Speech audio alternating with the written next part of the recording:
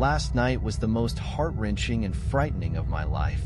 So much so that I can barely bring myself to contemplate it. By now, I will have submitted what occurred during my visit to that cursed place I once called home. A visit which heralded the return of my childhood fears. No matter what foul thing befell me then, nothing could have prepared me for last night. After waking up to the chilling sight of that toy soldier, bitten in half, I found that the window to my bedroom was slightly ajar. On closer inspection, it looked entirely as if the window had been prized open from outside. The latches were bent back, out of position as if subjected to an unrestricted, unbound brute force. From the outside looking in, I could see 3 indentations where the unwelcome housebreaker had used some kind of tool to leverage the window unnaturally away from its latch. What was peculiar about those markings was that they seemed to cut across the outside of the window frame like an old uneven razor, unlike a crowbar or other implement which would have merely left a dent where it had been used as a wedge to force the window open. Nothing had been stolen, and I attempted to rationalize the markings on the window as human-made, and not claw-like as they appeared to be. The toy soldier returned to me so violently I could not explain. My heart sank at the very thought of it. I knew it was a message, but it seemed to me to be more of a twisted joke, announcing the arrival of my childhood predator, rather than something to be puzzled over or interpreted. I spent the morning checking each room of my house and its contents. Nothing was missing.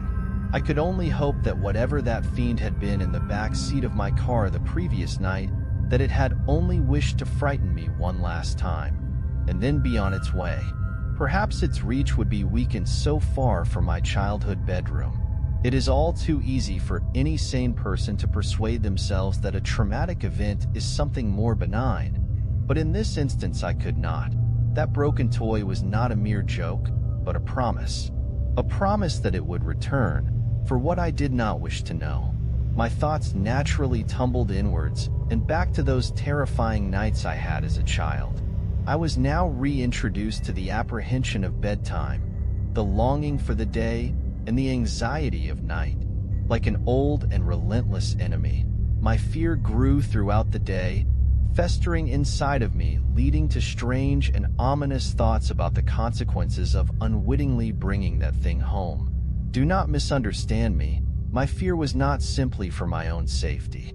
As a child, I believed that my nightly visitor was transfixed and consumed by wanting me, but I did not feel that my loved ones were in any danger. This, however, had changed. I did worry. This time I did feel nothing but fear for my loved ones, because you see, I do not live alone. My girlfriend and I moved in together over 2 years ago. I have caused enough damage now that I do not wish to speak her name and will simply refer to her as Mary. Mary and I had had a happy existence, and in fact, we were very much in love. This coming Christmas morning I was going to propose to her, but that beautiful moment has now been bitterly taken away from me by that rancid abomination. I knew that Mary would be home that evening. She works in events and promotion, and as a result is often away from home for days at a time, traveling around the country coordinating various conferences and exhibitions. I do not complain about this, as she and I both know that I am a solitary character, and that the odd few days of solitude normally do me good, allowing me to dive headlong into my writing, absorbing each and every word, undisturbed. Despite this, I always miss her, and with the events of the past week, reliving those torturous nights and then allowing them to return, I had missed her far more acutely than I had ever previously done so. She arrived at around 6 p.m. and I greeted her with a smile, a warm embrace, and a passionate kiss. I tried to hide my perturbed state of mind from her, but Mary knows me better than anyone I have ever met and immediately inquired, "What's wrong?" I tripped and fumbled through my words as I explained to her that I had written a story about my childhood and that exploring those dark and twisted memories had left me distraught. Mary has an incredibly caring nature, and she immediately laid her suitcase and bags on the floor, sat me down on our couch, and with her soft and gentle way, asked me to talk about the whole ordeal. But I couldn't. I couldn't mention this thing, this wretch which had now found its way to our home. An invisible and twisted invader which had been led there by my idiotic curiosity. At the time I felt that she would think me mad, but now how I wish I had told her the truth. If there is one thing more damaging to a relationship than a lie, it is a half-truth. Not because it is deceitful, but because it is a corruption of the truth, perverted and abused to suit the teller's needs. I told her my half-truth. I told her about my story, that of the thing in the narrow room and the watcher at the end of my bed. But that is where the truth ended and a lie began. I deliberately and deceitfully mentioned that it was of course just my imagination as a child, and neglected to talk of my experiences of returning to the scene of those depraved crimes. Knowing that she would see the damaged window latch and claw marks, I spun my web as I told a grand tale about waking up to a burglar attempting to break into our house and having to chase them away. I was quite the hero. I lied to her, and she showed me great sympathy and kindness for my deception. I was embarrassed by the truth then, and I am ashamed of my lie now. If I had been truthful, then perhaps we could have faced this menace together. But instead that thing took advantage of my dishonesty and put a wedge between us. The events of last night desecrated the most important thing in the world to me. Nighttime arrived in all of its bleakness and was unwelcome. I lay in the darkness, waiting. Mary was sound asleep next to me, each breath a soothing reminder of companionship, but despite my growing aversion to loneliness, I would have no sleep that night. I knew from experience that when my uninvited guest would show itself, it would do so with subtlety, increasing its grip on me with each visitation as if requiring time to build up its strength, a leech feeding on my fear for succor. My nerves kept me on edge, which fought back the oncoming onslaught of sleep admirably. In the end, though, biology won, and as my bedside clock lumbered towards 4 a.m., sleep took me. The relaxing blanket of nightly oblivion, anxiety washed away, my worries a distant memory, sinking deeper into the soft mattress below and finally into a long sought for rest. Sleep, no matter how deep, is rarely all-encompassing.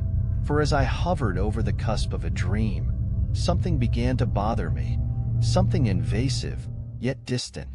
I slowly opened my eyes and allowed them to adjust to the darkness. Mary lay soundly asleep, and I calmed myself by listening to her breathing in the night.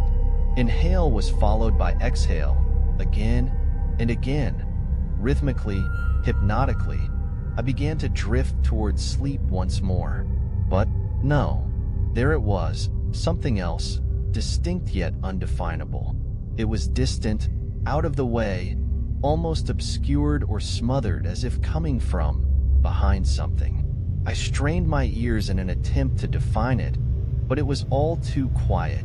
I remained in the bed for several more minutes, but with each passing second that almost inaudible sound grated on me, like broken glass on a raw nerve. Sleep was now abandoned, and with much frustration I decided to reluctantly investigate the source of the noise.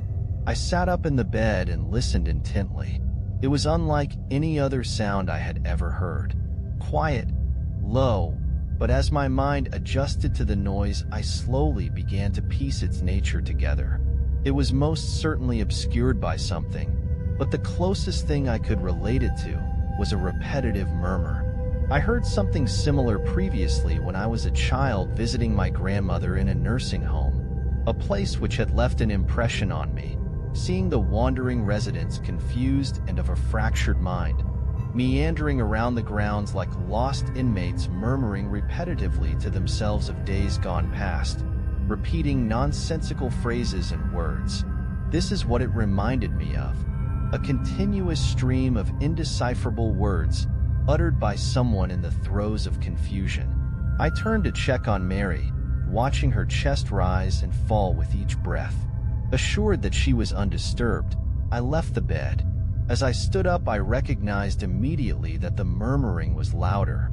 While dark, I had left a light on in the hall as I always do, which crept under the door and allowed me to view the room in a dim but visible way. I looked around to see if anything was out of place, but the room appeared as expected. My mind ambled back to that night as a child in the second room, when noises could be heard from some unseen, yet ever-present menace. I took a step forward, and as I did so, the noise once again grew in volume. While I was still at a loss in deciphering the words, I could now hear the character of the voice. It was old, scratched by age, with a harsh, guttural undertone to it. The words were being repeated at a frantic pace and seemed anxious, yet muffled by some unknown barrier. I was frightened, but I drew strength from Mary being in the room, and with a deep breath filled with trepidation, I took another slow and silent step forward, my bare feet cushioned by the cold floor below. Again, the voice became louder. I wasn't sure if I was imagining it, but I could have sworn that it had become more agitated as I drew closer. The next step I took shook me to my very core, for as that murmuring, garbled voice grew louder still, amongst the rambling, graveled sound of it, I heard a word which shot an icy shudder through my bones. A word to be feared. It spoke my name. Dear God, it knew my name.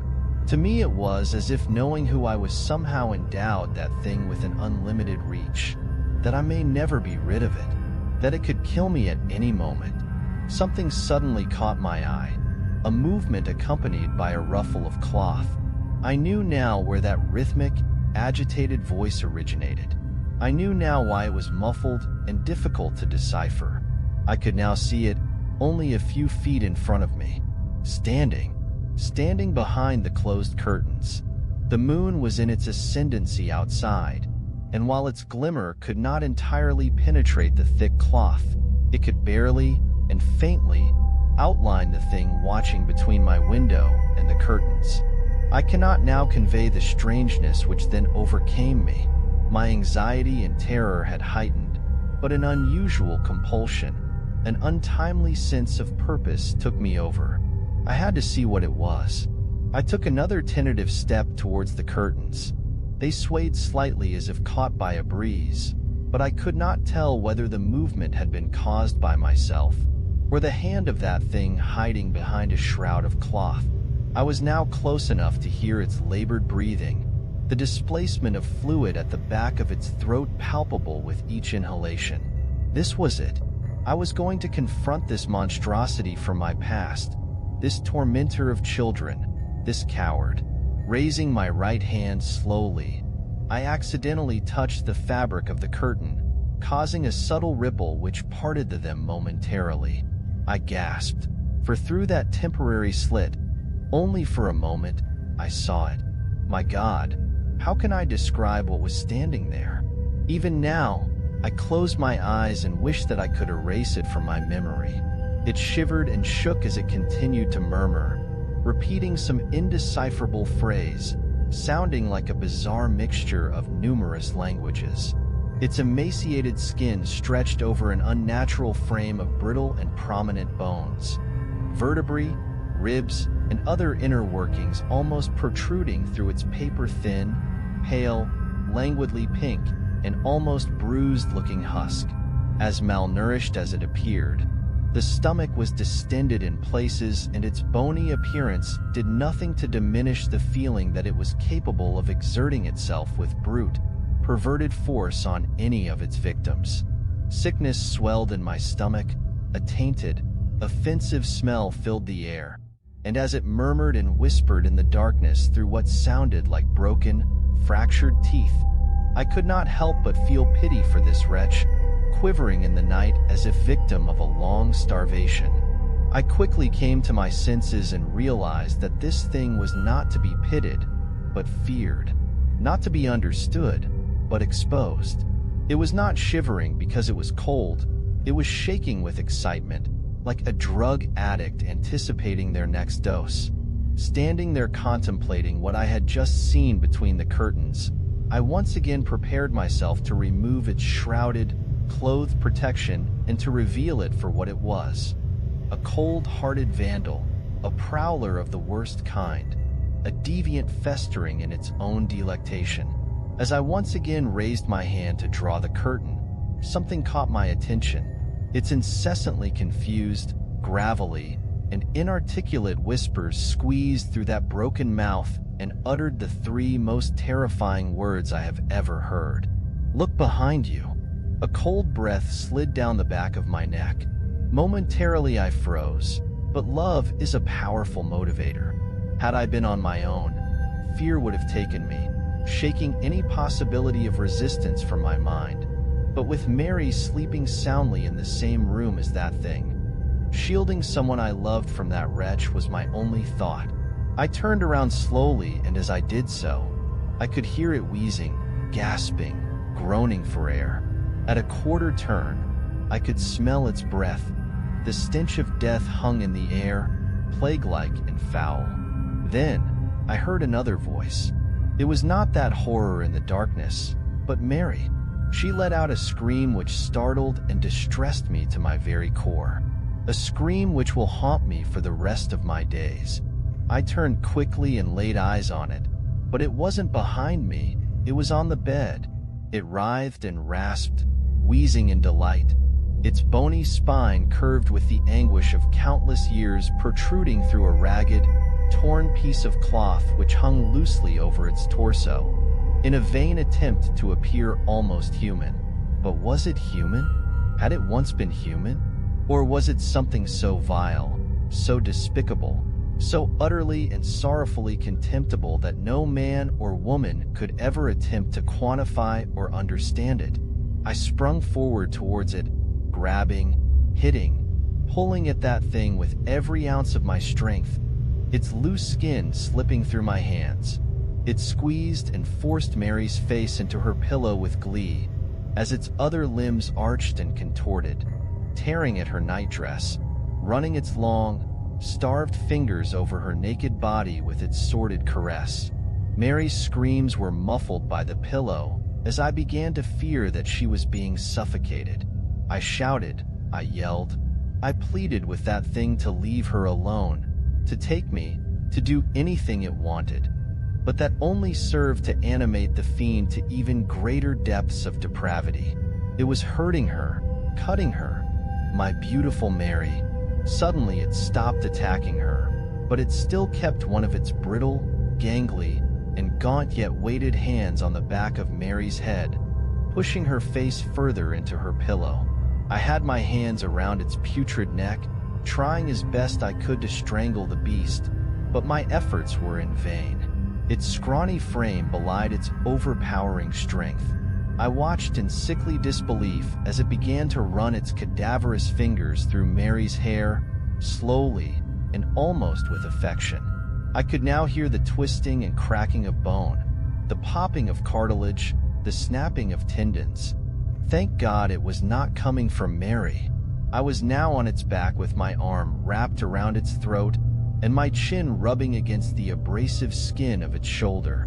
As its spine dug sharply into my stomach, it twisted its head in an entirely inhuman way.